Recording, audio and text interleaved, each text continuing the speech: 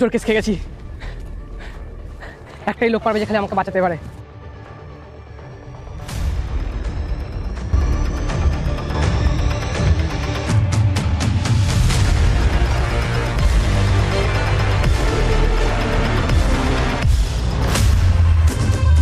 আরে এই তো, তুমি এত টেনশন নিচ্ছ কেন? আমি আছি তো ওর অ্যাসিস্ট্যান্ট কাদা বাবার।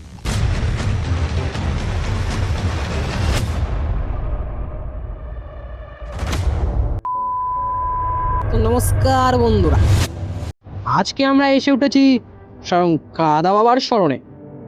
ইনি কিন্তু যে সে বাবা নয়, ইনি হলেন এক মহান হস্তি, যিনি 21 বছরের তপস্যার সাথে করে চলেছেন। তাহলে চলুন ঘটনাটা খুলেই বলি আপনাদের। কাদা বাবার সঠিক বয়সের আন্দাজটা আজও পর্যন্ত জানা যায়নি, কিন্তু খবরিদের মাধ্যমে জানতে পাওয়া গেছে যে তিনি এক কাদার পর্বতের চূড়ায় বসে 21 বছর ধরে তপস্যা করেন। সেই তপস্যার কারণেই স্বর্গমর্ত পাতাল লোক কেঁপে উঠেছিল, এবং একদিন হঠাৎ সেই কাদার স্তূপের উপর এক ভীষণ বজ্রপাত ঘটে, এবং সেই কাদার স্তূপের মধ্যে দিয়েই উঠে আসেন এক অপরূপা নারী।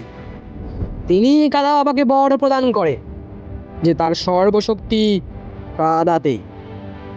তারপর থেকেই কাদা বাবা নিজেকে জনকল্যাণের পথে উৎসর্গ করেছে। অনেক কষ্টের পর এইটুকুই জানতে পাওয়া গেছে। বাকি ঘটনাটা জেনে নেব স্বয়ং কাদা বাবার মুখ থেকে। তো চলুন আর বিলম্ব না করে আজকে ভিডিওটি শুরু করা যাক। দেখা যাক এই বাবাকে সত্যিই অলৌকিক ক্ষমতার অধিকারী, যে একজন ভাওতাবাজ যে শুধু লোক ঠকিয়ে বেড়ায়।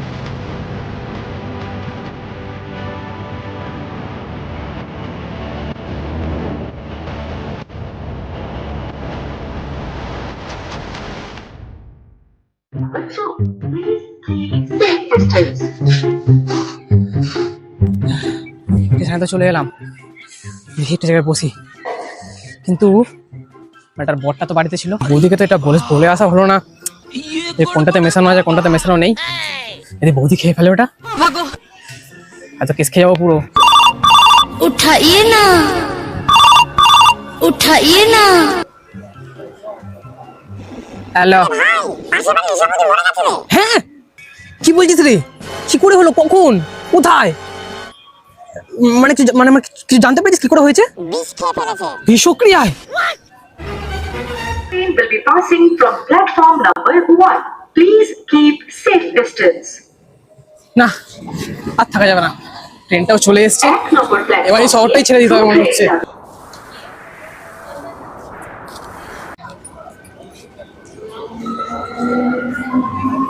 কাদা বাবা 21 বছরের তপস্যা, অলৌকিক ক্ষমতার অধিকারী। পেয়েছি, এই মালটাই মনে হয় আমাকে আবার বাঁচাতে পারে। খালি তাতে যাই, এই ঠিকানায় যাই, তাতে যাই। A few inches later. খুব জোর কেস খেয়ে গেছি। এর একটাই লোক পারে যে আমাকে বাঁচাতে পারবে। খালি এখানে কোথায় ঠিকানাটা হওয়ার কথা, কোথায় জানো? এদিকে কোথা থাকে? ওইখানে একটাকে দেখতে পাচ্ছি, ওখানেই যত সম্ভব মনে হচ্ছে। যাই, হাতে যাই। কাস্টমারও আসছে না, টাকা আজকে একটাও কাস্টমার পেলাম না, কি হবে? দাদা দাদা দাদা, শোন না, বলো। বলছি এখানে কাদা বাবার আড্ডাটা কোথায় আছে? তো কাদা বাবাকে চাই, কাদা বাবাকে। বলছি দাদা, আপনি এই কাদা বাবার খোঁজ দিতে পারবেন? আমার অনেক খুব দরকার এখনই। আরে এই তো, তুমি এত টেনশন নিচ্ছ কেন? আমি আছি তো ওর অ্যাসিস্ট্যান্ট কাদা বাবা। দাদা আপনি যেমন ভাবে হোক আমাকে কাদা বাবার কাছে নিয়ে যান, ওনাকে আমার প্রচুর প্রয়োজন এখনই, এই মুহূর্তে চাই। আমার ওনার সাথে দেখা করতেই হবে। দাঁড়ান, ওনার দেখা পাওয়া তো সহজ নয়। যেমন তেমন করে হোক ব্যবস্থা করে দিন, ওনাকে আমার প্রচন্ড প্রয়োজন। দাদা আপনি ব্যাপারটা বুঝতে পারছেন না। আরে দাঁড়ান ভাই, তাড়াতাড়ি দেখা করতে চাইলে এটা চাই। ঠিক আছে দাদা, আপনার যত পয়সা লাগবে আপনি বলুন, আমি সব দিতে রাজি আছি। বলুন আপনাকে কিসে দেবো, জিপে চলে আপনার কাছে? হ্যাঁ চলুন, চলুন আপনি এখন বাবার কাছে নিয়ে যান। আপনার এই দেখো কাদা বাবা। আচ্ছা, অসংখ্য ধন্যবাদ ভাই তোমাকে। কাদা বাবা নমস্কার বাবা। আর আপনার এনার কি প্রবলেম আছে আপনি দেখে নেবেন। প্রণাম নেবেন বাবা। তথাস্তু, বসো।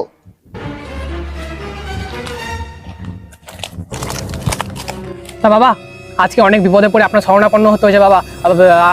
আপনি পারেন আমাকে এই বিপদ থেকে উদ্ধার করে দিতে বাবা? কিছু একটা উপায় বলে দিন বাবা।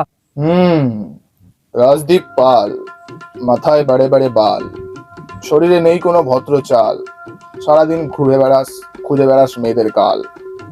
তা বলো পাল, কি জন্য এই কাদা বাবার শরণাপন্ন হলে তুমি? জয় কাদা বাবার জয়। বাবা, আমি তো এই চোখ বন্ধ করে সবই দেখতে পাচ্ছেন বাবা। আমি তো শুনি ভবিষ্যতের রং ছাড়া কিছু দেখতে পাই না যদি চোখ বন্ধ করে। তা কি সেই রং বাবা? মানে ওই আর কি, সব কালো অন্ধকার কিছু নেই। ওরে মূর্খ, তুই যদি চোখ বন্ধ করে সব দেখতে পাস, তাহলে আমার মহিমা কি কাজে? আমি হলাম কাদা বাবা, যে 21 বছরের তপস্যার সাথে করে চলেছে।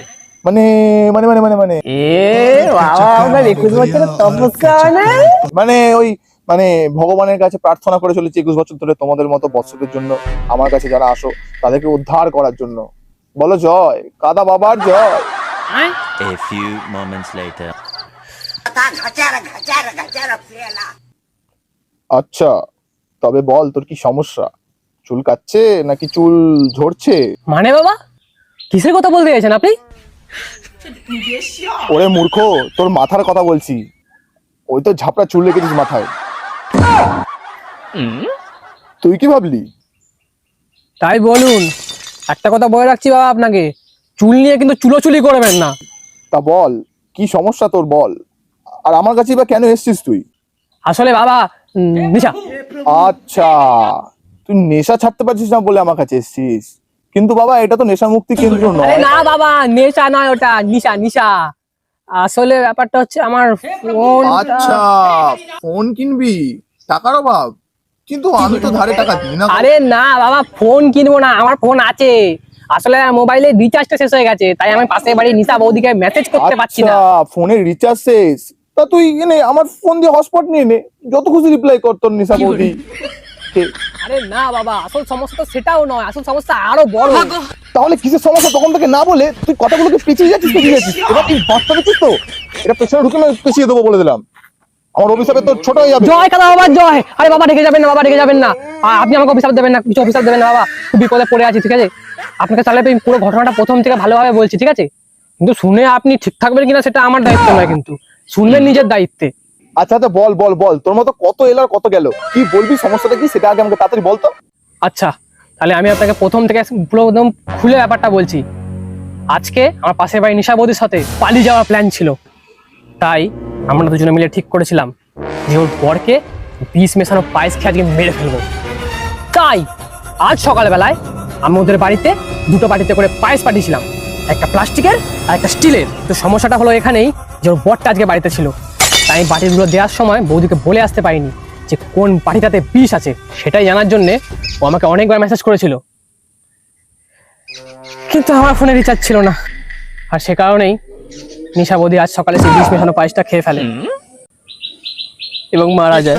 আর যে মুহূর্তে খবরটা শুনতে পেলাম, সঙ্গে সঙ্গে ছুটে আপনার কাছে এলাম, কারণ আমি জানতাম এই বিপদ থেকে আমাকে খালি একজনই বাঁচাতে পারেন, সেটা হচ্ছে আপনি, স্বয়ং কালা বাবা। বলো জয় কালা বাবার জয়। এই সমস্যার সমাধান তো আমার কাছেও নেই।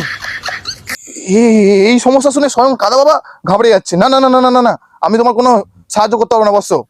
তোমার তো নরকেও ঠাই হবে না বৎস। তুমি তো নিজের কাঁধে করে পাপের ঝুলি নিয়ে ঘুরে বেড়াচ্ছ গো। তোমাকে তো স্বয়ং ভগবানও ক্ষমা করতে হবে না। জয় বাবা বলে না।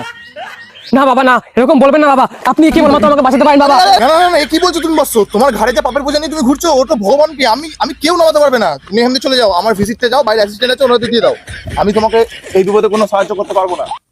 না বাবা না, আপনি একমাত্র আমাকে বিপদ থেকে পথ দেখাতে পারেন বাবা, আপনিই পারেন। না না বৎস না, আমি এরকম জীবন মরণ নিয়ে খেলা খেলি না। আমি তোমাকে কোনোভাবে সাহায্য করতে পারবো না। তুমি বাইরে যাও, অ্যাসিস্ট্যান্টের হাতে আমার ভিজিটটা দাও, দিয়ে চলে যাও। देखो देखो তাহলে তো বাবা আমি আপনাকে ভিজিটও দিতে পারবো না। কি বললি? साले हवस के पुजारी, गांजे के नशेरी, खुद को साला बोलता है भिखारी। এই কালা বাবার অভিশাপ যখন দিয়ে দেবো না, তখন বুঝতে পারবি তোর সব ছোট হয়ে যাবে। তখন নিশা বৌদি কেন, দিশা বৌদিকেও তুই পাবি না, জীবনের কোনো দিশাই তুই দেখতে পাবি না, বলে দিলাম। চুপচাপ ভিজিট দে আর চলে যা।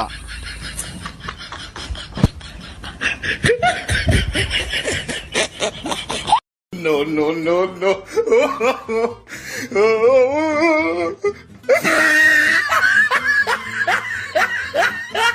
no no no no